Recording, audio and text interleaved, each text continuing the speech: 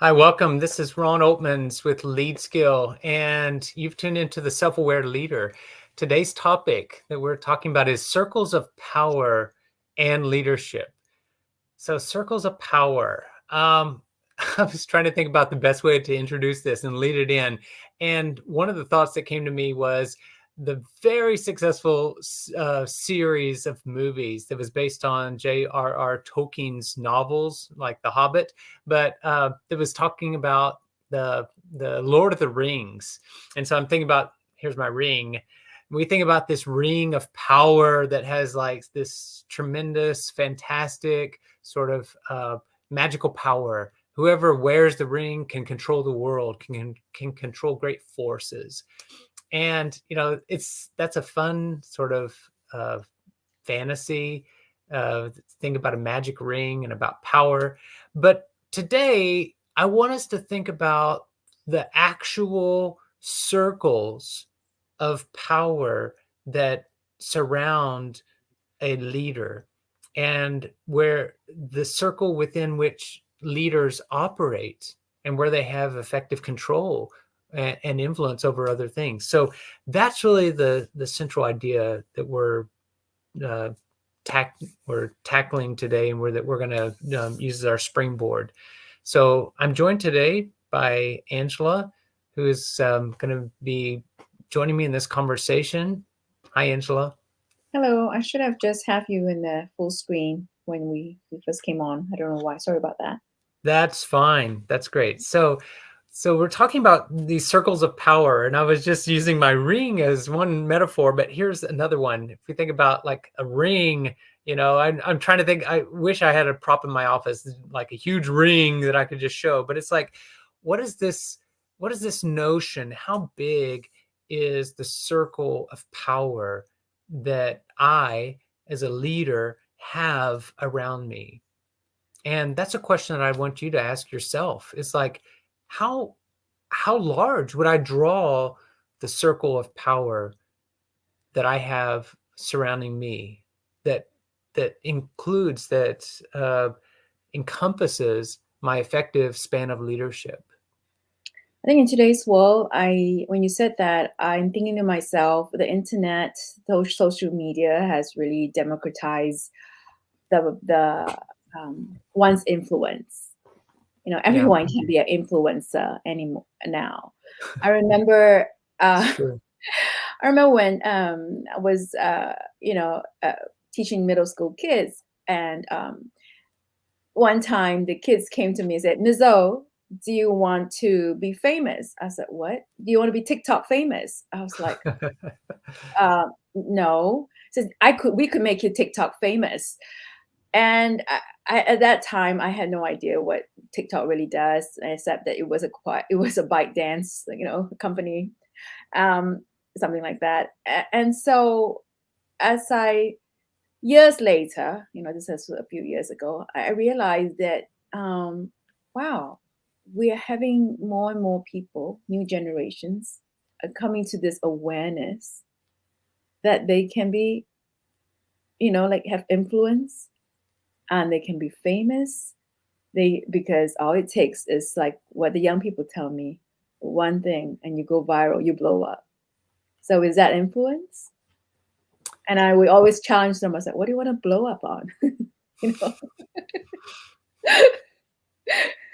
Yeah, that's a good way to approach, I think, this topic, and think about, like, yeah, influence today, and the way that we talk about influence, especially in this age of social media, has a different sort of flavor to it, has a different slant than even 10 years ago, what we were thinking about and what we talked about when we are jumping into things like influence and circles of power, circles of control, and all that.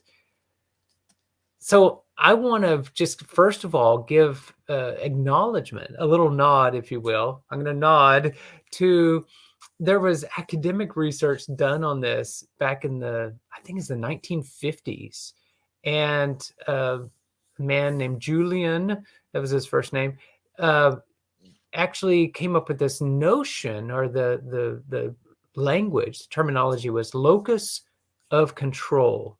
Locus is a Latin term, which just means the location, right? So it's like, where do you locate your uh, realm of control? Like, are you in control of what's happening in your life, or is life being done to you? Is the circle of control really kind of outside of you, outside of your direct, uh, that you can manipulate and control? You don't have your hands on the dials and the buttons, but it's like someone else is pushing the buttons. Someone else is in control of the dials. Just like you were reading this, I know, just within the last week or two, The Wizard of Oz. And it was like, is there someone behind the screen pulling the levers? It's like, in The Wizard of Oz, there's someone else controlling the show, controlling what's happening, and making these fearsome sort of projections that everyone is cowering in front of. If you think about The Wizard of Oz, Mhm. does that connect, or do you know what I'm getting at when I draw these two distinctions? I'm sorry, but I'm trying to understand the circles of influence and power and all that. This is a really hot topic for me. Yeah. Hmm. It's an easy topic, but it's also a hot topic. Hot topic because I don't exactly, I would like to know more about what you have to say about this, Yeah. because it's not a topic that people are, it's like not jiggery in some language that we don't understand. These are words that um, trending, buzzing, even like I mentioned, my young kids can understand. So I think you want to use today's time to explain a little bit more about what exactly have you um, come into awareness of regarding this. And I know you have worked 3 campaigns on this for you, and each time I work the campaign, I understand the work a little bit better. So if you could just tell us what is the thing that, what can I come away? What is the one nugget that I can tell, like, oh, okay, that's what Ron is wish to say about this topic of circles of power and leadership. Yeah, and as you share that, I really appreciate that, first of all, because our viewer maybe tuning in is like, kind of like, so where are you coming from, Ron? I mean, you talk about this locus of control thing, haven't even heard of it, or maybe you have heard of it and brings up some memories, from psychology class. It's often introduced in like Psych 101 if you took that in college. And this whole notion about whether I have control over things happening in my life, that's an internal locus of control, or are things happening to me from outside? That would be an external locus of control. And you know what we're before we get too deep into that, I think we could do it a couple different ways. We could approach this on the conceptual level and talk about the different circles. And I've already introduced the idea of control, and you mentioned influence, and those are both key parts of this. Maybe there's another way to tackle this, which is from turn it around. Let's come at this more from the practical angle first, and then we can step back and look at the conceptual side of it to understand it a little bit more. But what is the it that we're even talking about, and why even bother with it, with these circles of power? Because I talked about Lord of the Rings, I've talked about Wizard of Oz, and it's like these sound like sort of like children's tales, or fantasy tales. And it's like, let's talk about real world stuff and practical things. All right. Yeah. And there's something about storytellers who tell these stories and why they stand the test of time, and why Sure. these idea of power and the good triumph over evil, get reprised, these kind of stories. That's why we went through quite a few movies of these men in tights without children. The I mean, superhero, the Marvel comic universe, right?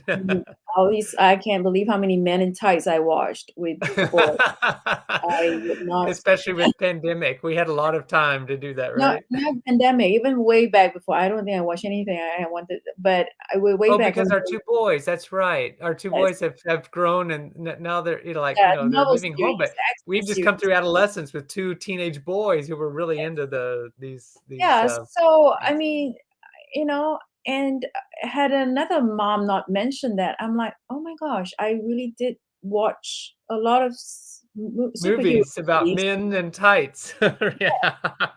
you know? And then recently we added a few women in tights, right? We got Wonder Woman, we got Captain Marvel, we got a few, women that are, Black Widow and things like that, so Right, so I say all this is because it's like, if I think about it, I was like, why did the boys get into it when they were young and why I watched together with them? It's because the superhero always win. There's always the bad guy who wants lots of power, mm, you know, and the good guys was like, no way, you know, we're gonna make sure that harmony and peace thrive on Earth. So we're gonna battle and duke it out with these bad guys. right, right. Yeah. So, So I would just say this, yeah. superheroes are like mythic creatures or mythic, personalities. And Mhm. when I say use that word mythic, it's like you can see that just like, in some of the characters like Wonder Woman, which draw pretty directly, like you can see it pretty clearly. It draws from the Greek myths. Wonder Woman is, taken from Diana of the Amazons, and that's, Greek myth. Or if you think about Thor, and we recently saw, Thor, Love and Thunder, not a great movie, but it's like, Thor takes from the Norse gods and the myths, that come from the northern countries. And it's like, the mythic is, it makes me think about in leadership, we have myths of leadership that like we think of leaders as having these almost mythical power, that they control great spans of organizations or corporations, or think about Elon Musk. He controls several companies, uh Tesla, SpaceX, the Boring Company, now Twitter. And it's like, he controls several of these different companies, large corporations. You would think, wow, he's got a lot of control. If we were to draw a circle around his, circle of control, he controls a lot, right? I'm Maybe very different because I don't think so. you don't think so. I don't Okay. think as control. I mean, it has the illusion of being in control, but I certainly don't see that as control. You Oh, know, that's great. That's perfect. That goes right to where I'd like to explore a little bit more, because I brought up like Wizard of Oz, and no knock on yeah, people no knock use on that it. Yeah. notion of like smoke and mirrors. Like the Wizard of Oz looked like this awesome, creature. He's in control, this master of everything that's happening. And that's how people thought, is in the land of Oz, the wizard is in control, and that was the projection given. But behind the scenes, it's like, no, it's actually just a man moving levers and kind of putting on a big show.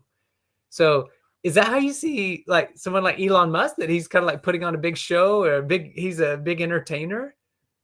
Well, in some sense, he does have control. If control means you have the influence to just pick up the phone and dial a number and move certain things, or say something and the price drops on Yeah, the stock market. yeah. So if Or to that's buy a whole company and take it private, like Twitter, $44 billion.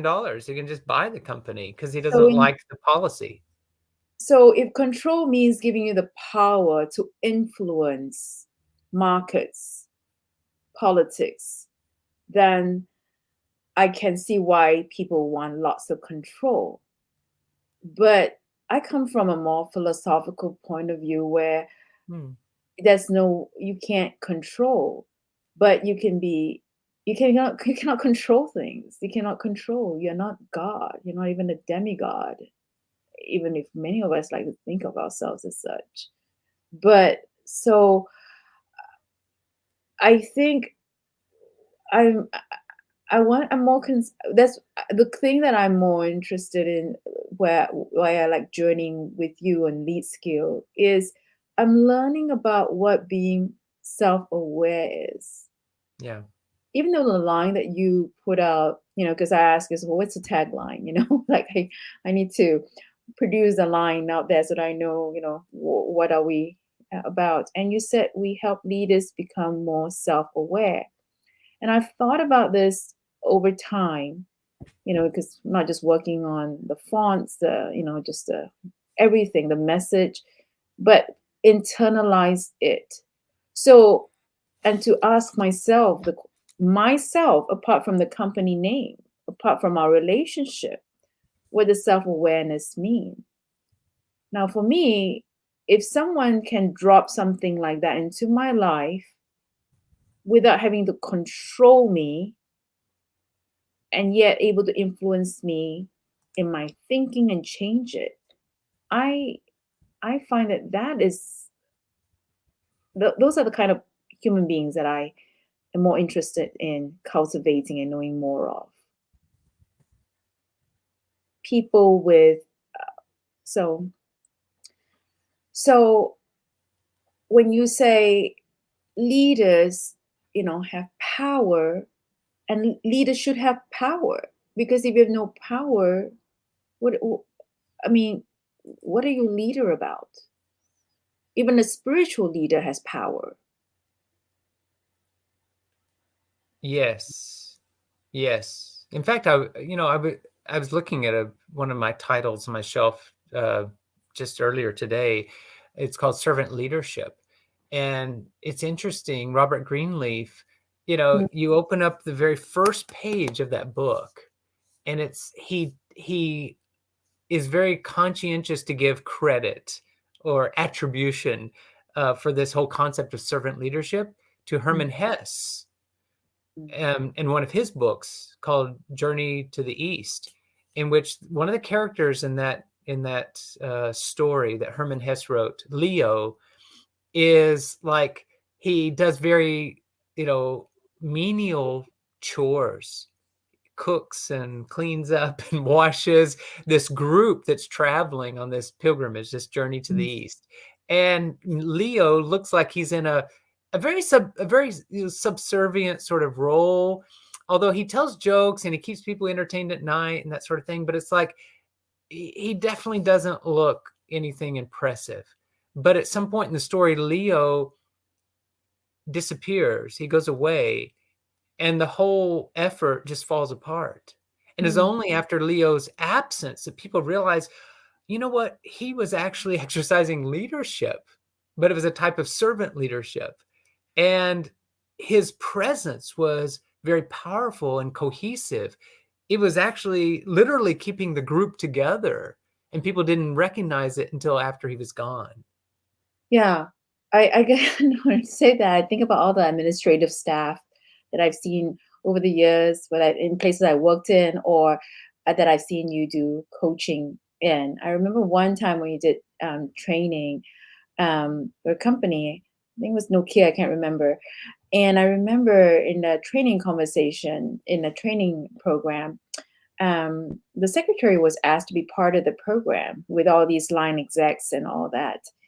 And in part one of the, I can't remember, it was day 2 or day 3 of the conversation, where when we did the acknowledgments conversation, and the secretary broke down and cried because she didn't realize how important she was, and people knew she was really essential, and we all could see it because she was a little bit rather overweight, and she just absorbed all the stress and all the stuff, all that, and just keep the Mm, ship moving along. yeah, And everyone could see what she was doing, but you know, in terms of the pay scale, she's of course not paid hardly peanuts compared to these right, execs. right. But I thought that was so wonderful of that team of people willing to put their titles and whatever aside, and tell the sec, I see you, I thank you, and we're glad you're on our team. That was one of those few sessions I remember, like, wow, truly like was worth doing the kind of work we do. Yeah. Yeah, that's like a example of servant leadership and someone who leads from below because, she didn't have the title, she didn't have the position of authority, and yet she had pretty outsized influence Hmm. on the group's effectiveness, and they Yes. acknowledge that. Yeah. Yeah. Yeah. Yeah. So what I find, Angela, is that we need models. Hmm. We really do. And by models, I mean everything as simple as like, having a a circle, like what does a circle symbolize? How does it help us? That's a model. They help us get a handle on complexity Yeah. and um, you know things that are otherwise difficult for us to manage. Yeah. So one example of a model that we use is like the DISC model of human behavior. It gives us a way to describe different types of people, different types of behavior styles that we see every day, and understand things in terms of the categories of DISC, which we won't do a diversion at this point, but DISC is a model. It doesn't describe all possible aspects of human behavior. It simplifies things down to a few categories that are, pretty universal. And so therefore it helps us grab hold of an otherwise unwieldy, difficult to manage, complex subject, of human behavior. That's a model. And we need models. In fact, leaders are good at deploying or using models in their leadership, whether we're doing strategic planning or we're rolling out some new effort in the company, like a marketing campaign or a new product launch, going to market with different things. We have these models for what we're doing and what we're trying to do. We tell stories to symbolize what we're up to. And so I want to be clear that when we talk about circles of power, it is a model, and it is helping us understand this otherwise somewhat complex and difficult to grasp field of both personal and interpersonal power, We how a didn't. leader exercises power. I'm going to share a quote, and I find it maybe I have several quotes here, but I'm going to share one by Nikola Tesla because Okay. you just now talked about Elon Musk, and who has Tesla, who The owns Tesla. company Tesla, yes, named after Nikola Tesla, yes. Yes, and this is the Tesla. This is the guy, who the name. And he said this quote, Nikolai. Do you know anything about Nikolai Tesla? Tesla? Uh, Nothing I can share right now and sound smart, but I know who he is and what he was about. Okay, Google it. Okay, Google it and learn something. Yeah. So Okay. he wrote this quote. He said, "Every living being is an engine geared to the wheel work of the universe. Though seemingly affected only by its immediate surrounding, the sphere of external influence extends to infinite distance." And I thought that's just kind of encapsulate today's conversation. You know, why talk influence? Why talk power? Why become aware of the influence that you have and the kind of power you want to exercise? Because it extends to infinite distance. Here in the US right now, we are having midterm elections. I'm being texted all the time by a bunch of candidates asking for my vote, you know.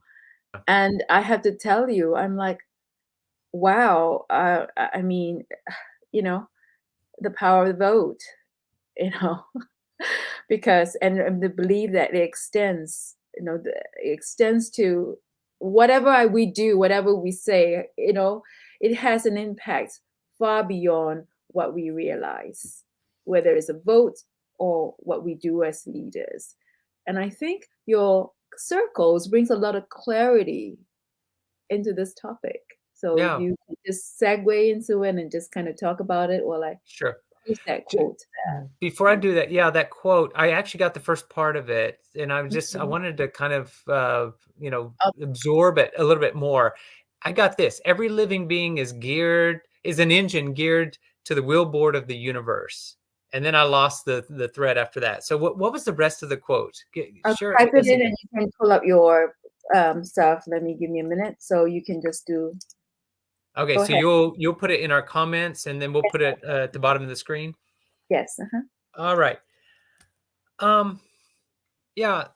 So I want to talk about these circles of power, and we're going to make some distinctions. First of all, I want to uh, focus in on what we have control over. I mean, I already alluded to this when I mentioned the locus of control notion, and so I want to. I'm going to switch over my screen and put up a graphic for you to consider. We've got several circles, concentric circles here. I want you to focus in on the one at the center, the dark red one that says control. And just consider that a leader has probably their smallest circle is their circle that they have direct control over. And if you stop and think about it, what is it that I have control over?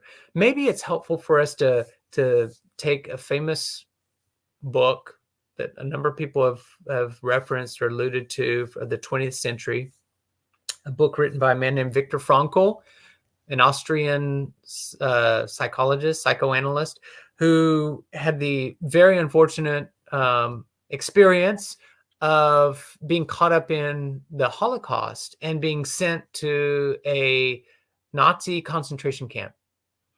And so, in a very short time, he was stripped of all of his social status and prestige as a psychologist in Austria and was sent to a concentration camp where his clothes were taken away, his title, his money, his, relationships. He was separated from his wife. He was, kind of ripped out of everything that was meaningful to him.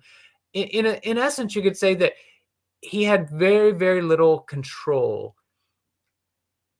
He was even dependent on his captors for food and for just the basic necessities in camp. And he said, the food was very poor and very, scarce. There was not very much food, and so they shrank.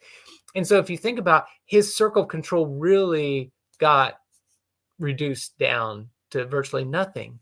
And he said in that moment, he came to an awareness that what he ultimately had control over when everything external was taken away was that he had a choice. He had a choice whether he was going to go along with what the captors, the Nazis, the guards, what they said about him. Was he going to see himself as something subhuman? He was Jewish. Was he going to see himself as something subhuman, as just a number, stripped of his status, his name, everything that he had beforehand? Was he going to agree with that and maybe just give up, just die, just give up? Or was he going to continue to choose to live day by day and inside cultivate a sense of, what? I have no power over what's going on outside of me. I don't even have power over my body, really, and what I can feed myself, but I have control over what I think and how I relate to this whole experience.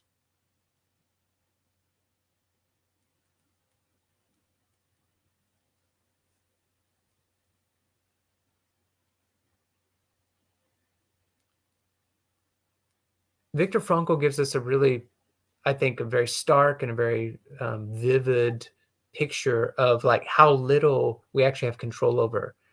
And when he did that, it was echoing themes that are not like new to us.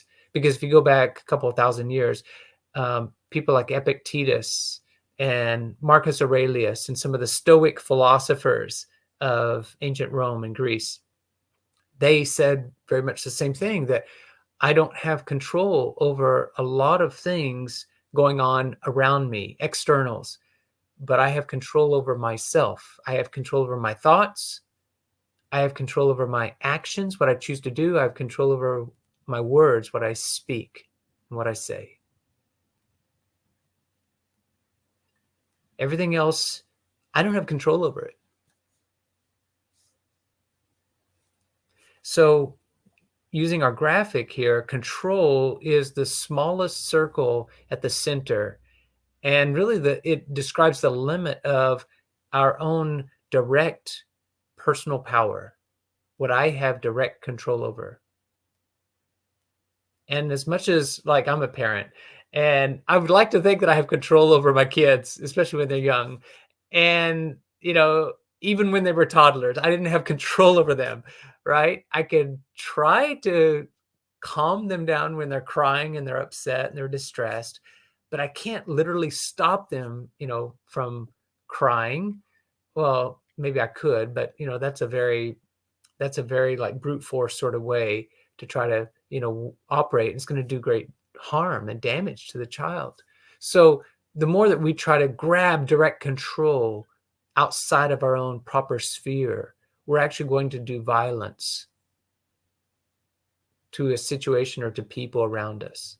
And so the proper circle of control is my actions, my words, my thoughts, actually. The next larger circle would be I have influence over things. And this is the social world where I can I can influence what other people say, what other people think, what other people do, both through my words and my actions. I can set an example, I can teach, I can share ideas. So I have influence, and it's a larger circle than my circle of control.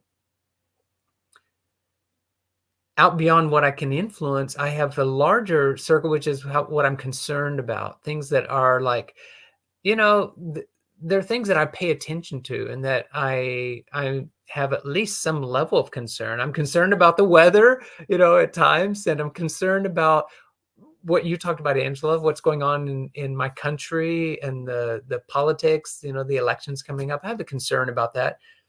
And then a little further out from that is my awareness. Things that I may not be directly concerned about, but I'm aware of them happening. I'm aware of, you know, a lot of stuff going on. I'm aware that we're sitting on this planet and that the sun, is shining, and, that we can see the stars at night. Those are things I'm aware of. I don't have any really control over it. I have no influence. I don't even have a direct concern, but it's part of my awareness. And then further out from there, in the blackness, in the darkness, is things I'm unaware of, things I'm not even clued into. But as a leader, I've been learning that there's a whole lot of stuff going on around me that I'm not even aware of. And I need to have like a container or a circle to represent that. Again, it's a model, but it's like I need to keep in mind there are things that I'm not even aware of. And one way that I can grow my power is to push out my circle of awareness a little bit broader and become more aware of things that are happening around me and within me. So that's kind of a quick rundown on, this basic model, the circles of power. So if I were to ask you to check if the student is listening and understanding what you just said, you need to begin a Socratic conversation with me now. And so what I have here in the chat box is a quote by Anthony de Mello. Wisdom tends to grow in proportion to one's awareness of one's ignorance. And what we're here about is cultivating wise leaders. When leaders become more self-aware, we hope in the journey of exercising influence and power with their followers, their employees, they become aware of uh, the need for more wisdom, and we certainly need more wisdom now. So coming back to your circle, if I could just add to your stream right now, what I was struck with, I didn't know this, I've forgotten, is the all the blackness out that extend beyond these four circles, Yeah, which is there is a lot of things that we are unaware of, and right. that's where when you become aware that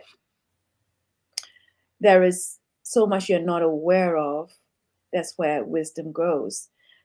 And I have to admit, Exactly. In fact, I'm going to interrupt here to say, if we were making this model to be, to scale, if it were really to scale, it the blue circle that's the largest one on the outside, and then all the circles within it, we would have to shrink these down to where even the blue circle becomes just a dot on a big field of blackness, much like how, the Earth is just a tiny dot in a very, very vast universe, not to mention just the solar system, but the galaxy and the universe. It's like the Earth is a tiny dot because that truly is more proportional to the fact that there's so much more that we're unaware of than what we're aware of.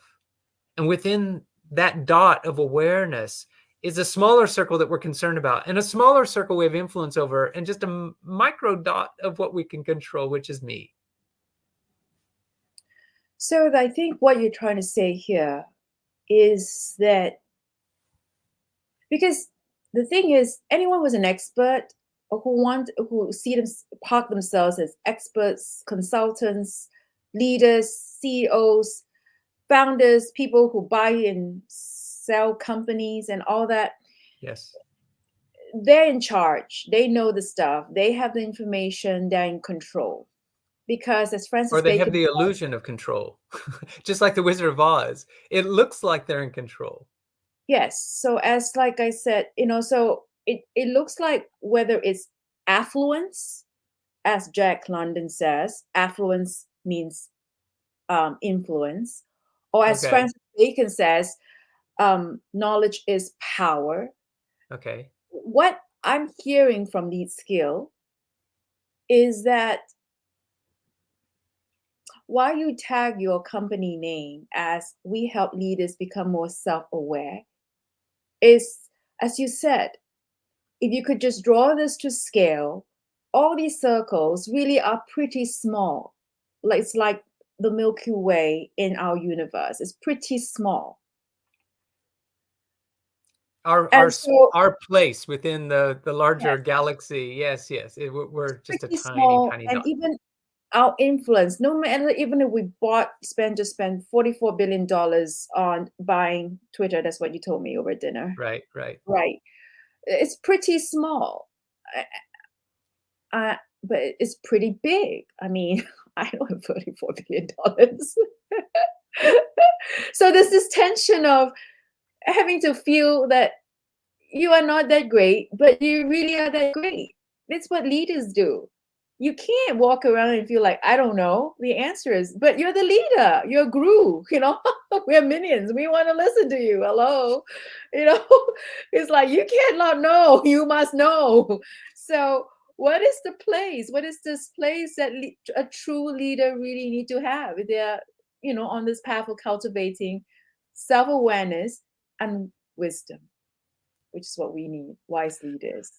I think that Tony DeMello, the quote that you shared, is, you know, reminding us of, again, ancient wisdom, because this takes us back to someone like Socrates, um, ancient teacher in Athens, who said, the only thing that makes me a wise man or have any amount of wisdom is because I know that I don't know. I know that I don't have the answers, unlike the people around me, the sophist, the wise men who are teaching, and attracting disciples, and, teaching for hire, basically for money, and acting like they know and they have all these answers. And he says, I know that I don't have the answers. And the fact that I have that self-awareness is the only thing that gives me like a slight edge, a little bit of power. So it comes back down to power. Whether you pretend to know or you think you know when you really don't know. Well, so whenever you said knowledge is power, right? I don't subscribe to that. I think knowledge is potential power. So I would qualify it and say knowledge is potential power, because self-knowledge, knowing that I don't know, is potential power, because I'm less likely to make the mistake. of thinking that I've got it figured out, or that I know how people are going to respond. I know what's going to happen tomorrow. And so all of these are what we call blind spots. And so leaders that are not very aware of their blind spots end up getting blindsided.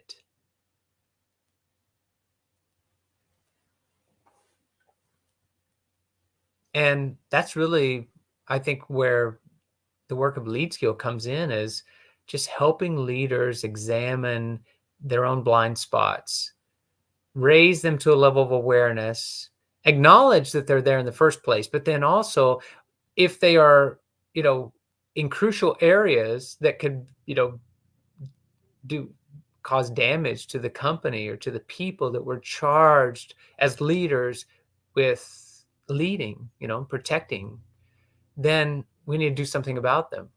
We need to do something to mitigate the harm that could come, that we could ourselves cause because of our own blind spots, Yeah. because we're going to get blindsided. And one of the things I like about what you've done, I mean, over the years, I've been married to you for like it's going to be close to 30 years. And so over the years, I mean, I've done a lot of these tests and battery of tests. And I have to tell you, when I first started it, I'll just, go along, and it's kind of fun to learn new things about you. And then after that, it became like, okay, I'll just give you the data and, and just see.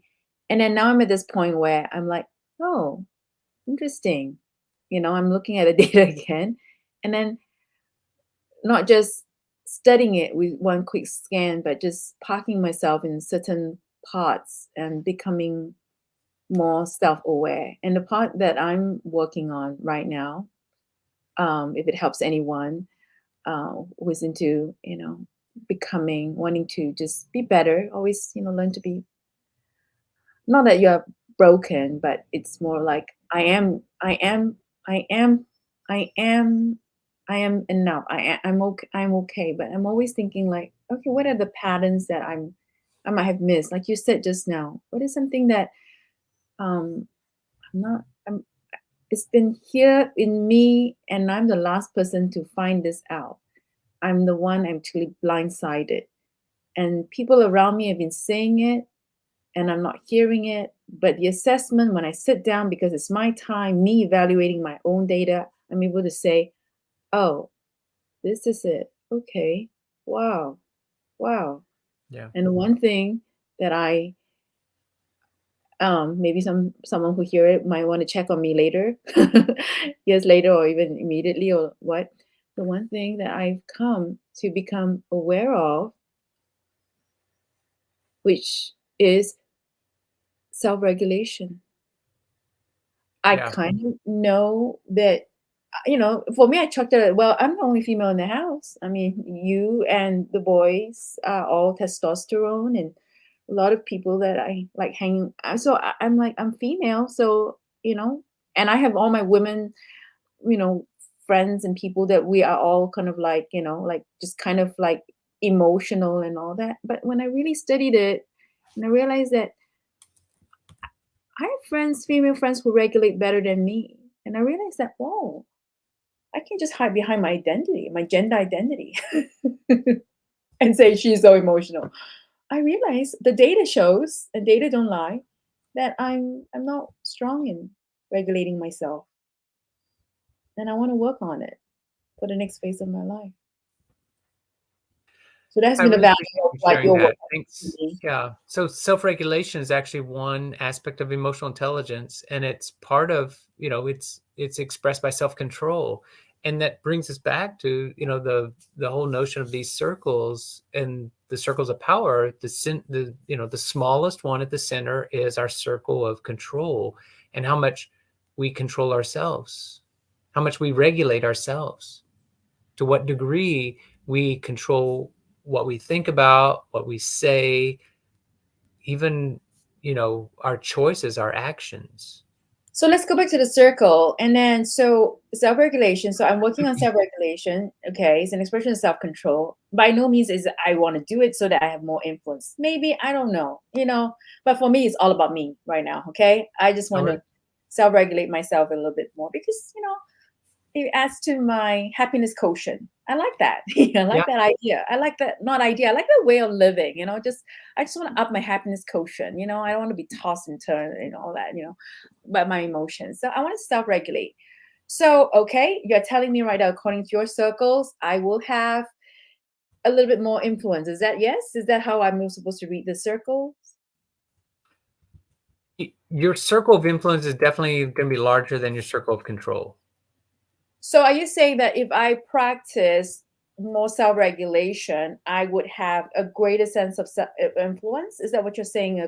These circles right now. I'm trying to unpack this with you. Sure.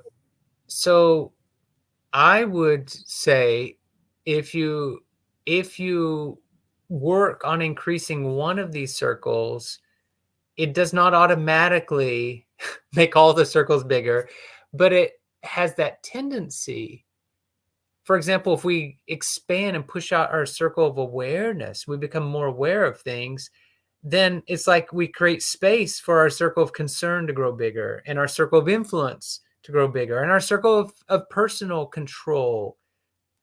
They can all grow bigger because it's like the circles are nestled within each other. And I think that's the part of the model that's helpful, that reminds me that one of the constraints to my growth is like, I can't grow out beyond, for example, I can't make my circle of concern any bigger than the circle of awareness. If I'm not even aware of something, I can't by definition be concerned about it. I mean, I guess I suppose I could be anxious about all the stuff that I'm not aware of, right? And I could just be, really worked up over that. That's a possibility, but there's no power there. And likewise, you could be really upset about what's going on, for example, in our country here in the US, or if you're in India, you could be upset about, what's going on in your country and, all those concerns, but you're not going to have any influence over it until you grow the circle of influence. And so I think the circles remind us, like, if you're feeling out of control, it's like one is grow within, the most constraining circle. Maybe start by expanding your awareness. So look on the outside, of the circles, but also look inside. It's like control yourself, your thoughts, your emotions, your speech, your thoughts and your actions. It's like, focus on those things, because what we tend to focus on is what we get more of. And that tends to grow or shrink our awareness the more we focus on, certain things. Okay, I think I'm starting to get this because I'm trying to see what the domino effect is. And as it go, you know, you just kind of like hit the card on one end from left to right, or you right to left, so that what is the right domino effect here? I'm supposed to be after. I'm always thinking about what's the what's the point of this? What is the end point in this? So what I'm hearing from you is like it's more fluid, and it also um, be aware of the constrictions you place when you don't pay attention to one area. For instance, if you are, if for instance, let's just talk me, since I'm, the minion here. Um, You're not a minion. I'm not a minion. I'm not a minion. I know that. Okay. So let's just talk. Let's just talk like, okay, so regulation. So I'm control. So if I were wanting to like sort of like become more self-aware of this blind spot I have, and I want to be more self-regulated and not dysregulated, a word I picked up recently. So I am going to, so one thing to help me would be become just ask myself, am I aware of the impact of this if I am dysregulated? Or what is the impact if I'm more regulated? Yes? Is this how to play with the circle? Yes? Yeah. Yeah. I, yeah. Because that I gives me a bit more relief versus like, I don't know, I don't know. well, so here's one of the practical uses of the circles is in helping us sort through what I'd call upsetting experiences. When Mm, something happens to upset us, mhm, it's helpful, I find, to pause and say, what circle is this thing operating from? Is this is this something that I have direct control over? Is this something I have influence over? Is this something that I'm just like concerned about or have an awareness of? And if you can locate it in the proper circle, it also kind of gives you a clue about what to do with it. The further out it is from you, the further away it is from your direct control, then you can decide whether you're going to continue to pay attention to it, whether you're going to give awareness to it or not. And if something is like you need to pay attention because you've got a blind spot and you need to give more attention to something, well, then you've got to, even if it's unpleasant, you've got to spend some time and cultivate that awareness. But if it's causing upset, if it's causing anxiety, if it's causing, difficulty, maybe you don't need to be worrying and paying so much attention to it, giving it so much oxygen. Maybe you need to focus your thoughts, your attention, your control in an area where you can make more of an impact.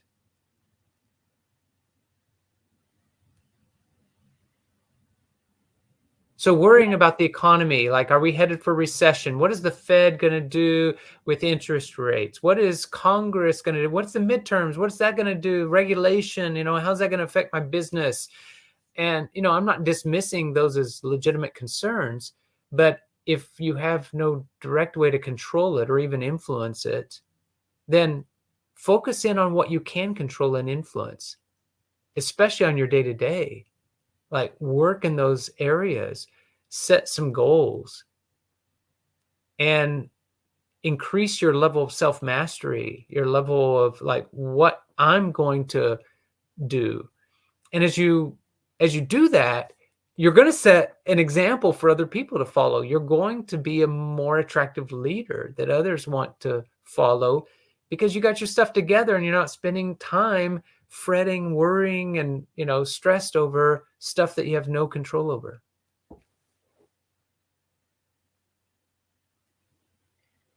The insight I got when you're sharing this, I'm watching the time, so probably couldn't close out soon. Is that um, this particular slide in your slide deck, it's very useful. It's a good conversation piece if anyone is having, say, company meeting or wanting their company to grow to think in a certain direction, but not groupthink, because all the things that we are concerned about or aware of or where we can influence are different depending on the roles we play in the company. Right. Right? Right. So a CEO have maybe those macro issues that you just talked about. They maybe have a company large enough where being aware of what's going on in politics or industry trends and tech Or trends. regulations. Yeah. Exactly, they need to be they need to know, because as we know from the stock market, as you taught me, there's cycles, cyclical. They all different industry take a turn in shining and then go down and then they shine again. They all kind of like And the have economy cyclical. runs in cycles, ups and downs. Yep. So that's what you taught me.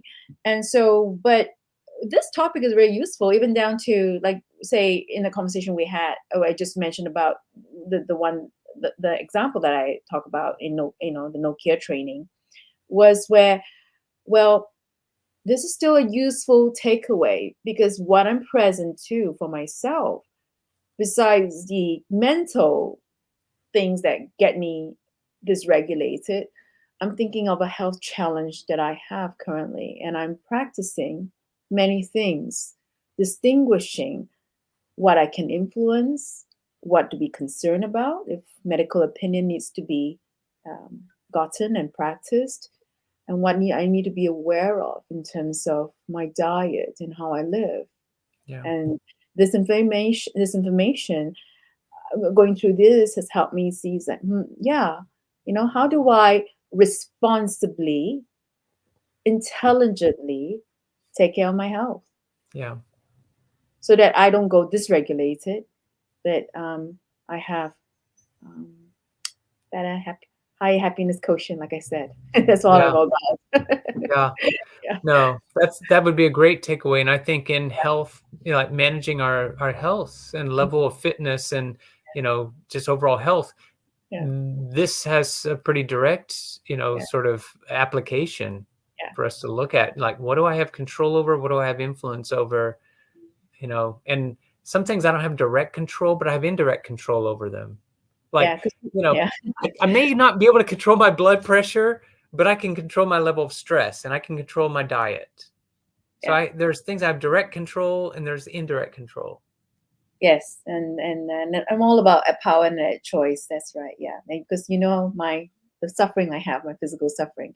But okay, that's enough. So let you close out uh, at 56. So bring us back to circles of power and leaders. So um, when I I talk think, leadership, I talk unconventionally because I believe everyone is a leader. Like you said, if you have one follower, you're a leader.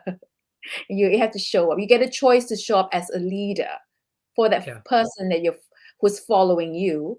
If you're a mother, yeah, or a father or a son, or you can show up and say, I don't have anyone for, I don't have to be a leader, even if the other party is looking to you up for, you know, input. But so for me, leadership is more than just the CEO, the founders, the entrepreneurs, you know, correct. yeah, for Yes, me. it's But more for than you, the top leader. yes, Sure. your business is in because your company is about people development and leadership coaching. So let you close out and yeah, Just put that in the chat box. The leadership is more than just the top leader. Um, for sure, it is part of the culture and leadership at different levels. We need people exercising that leadership, and so that's one of the things that at Lead Skill that we are very you know interested in, concerned about, and helping companies to seize the advantage from building greater leadership throughout the ranks. So today's topic on the circles of control and leadership is really to provide this model and a way to talk about, this complexity that I was mentioning of what I have direct control over, what I have indirect control or influence over, and things that, how awareness enters in. And, this is a fairly recent, fairly new thing that has dawned on me. It's an insight that I gained the more that I looked at, emotional intelligence, where within emotional intelligence, we make a distinction between myself and the world or the other people around me, and how much awareness I have of myself and people around me, empathy, and how much control I exercise upon myself and how much control I project into the social circles, the networks around me.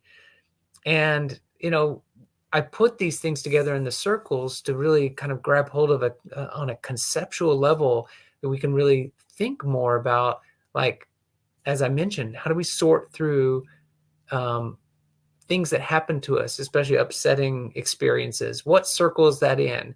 And where am I spending time? Where am I putting my attention? And how do I grow my awareness in the things that matter? So I hope this has been helpful.